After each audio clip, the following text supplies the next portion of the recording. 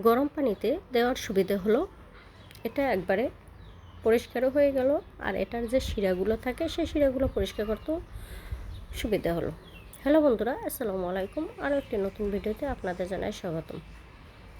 তো পুরো ভিডিওটার সাথেই থাকবেন আশা করি। আমি এখানে একটা প্যানে গরম পানি বসিয়ে দিলাম, আর সেই গরম পানির ভিতরে আমি এক টুকরো মগজ দিয়ে দিলাম। এটা একটা মগজের 3/1 এটা আমি সিদ্ধ দিয়ে দিলাম।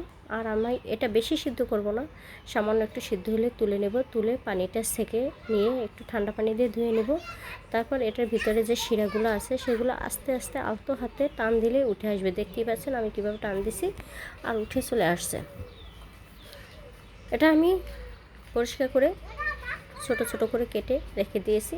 চলে আসলাম চুলায় একটা প্যান বসিয়ে তাতে তেল গরম করে পেঁয়াজ কুচি দিয়ে দিয়েছি। এখানে আমি আমার পরিমাণ মতো পেঁয়াজ কুচি দিয়েছি, আপনারা চাইলে কম বেশি দিতে পারেন। পেঁয়াজ কুচিটা একটু সামান্য পরিমাণ লাল লাল করে ভেজে নিয়ে তাতে দিয়ে দিয়েছি আদা বাটাটা দিয়ে তেলের সাথে আমি ভালো করে একটু কষিয়ে নেব, যাতে আদার কাঁচা গন্ধটা না থাকে। তো একটু কষিয়ে নিয়ে তার ভেতরে আমি একে একে সব গুঁড়ো মশলা দিয়ে দিয়েছি। হলুদের গুঁড়ো, মরিচের, ধনিয়ার, জিরা, গরম মশলা, লবণ সব কিছু দিয়ে একটা টমেটো কুচি দিয়ে দিয়েছি। এবার সব কিছু তেলে ভালো করে কষিয়ে নেব। দেখতে পাচ্ছেন যাতে কাঁচা গন্ধটা না থাকে সেইভাবে আমি তেলে ভালো করে কষিয়ে নিচ্ছি। তো তেলে কষানো হয়ে গেলে এতে আমি দিয়ে দেব 1 কাপ পরিমাণ পানি দিয়ে আমি ভালো করে কষিয়ে নেব। আমি পানিটা দিয়ে দিলাম। এবার আমি ভালো করে কষিয়ে নেব। তো আপনারা চাইলে মগজ যেভাবে রান্না করতে পারেন। দেখতে পাচ্ছেন আমি ভালো করে কষিয়ে নিয়েছি তেল না ছাড়া অবধি। তো তেল ছেড়ে এসেছে, পরে আমি আমার কেটে রাখা মগজগুলো দিয়ে দিয়েছি। এই যে দেখতে পাচ্ছেন মগজটা দিয়ে দিয়েছি। এবার মগজটা দিয়ে ভালো করে আবার একটু কষিয়ে নেব।